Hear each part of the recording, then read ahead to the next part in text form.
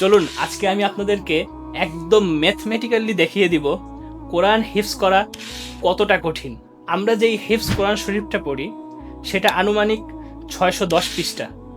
আপনি যদি প্রতিদিন 1 পৃষ্ঠা করে মুখস্থ করেন তাহলে আপনার পুরা কোরআন শরীফ মুখস্থ করতে সময় লাগবে মাত্র 1 বছর 10 মাস।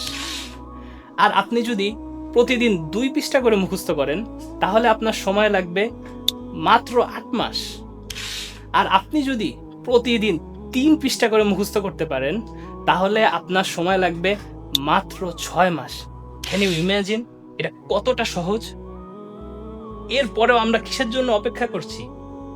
আচ্ছা যান, আপনি প্রতিদিন 3 পৃষ্ঠা করে মুখস্থ করতে পারছেন না, আপনি 1 পৃষ্ঠা করে মুখস্থ করতে পারছেন না, আপনি প্রতিদিন অর্ধেক পৃষ্ঠা করে মুখস্থ করেন না, তাহলেও আপনার সময় লাগবে মাত্র 3 বছর।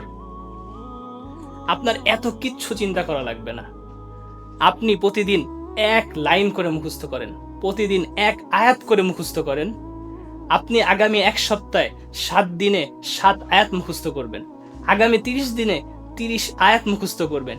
ইনশাআল্লাহ আমি কথা দিচ্ছি আগামী 30 দিনের পরে আপনি 1 আয়াত করে করে মুখস্থ করে আমাকে আপনি থ্যাংক ইউ দিবেন। আল্লাহ আমাদেরকে কবুল করুক।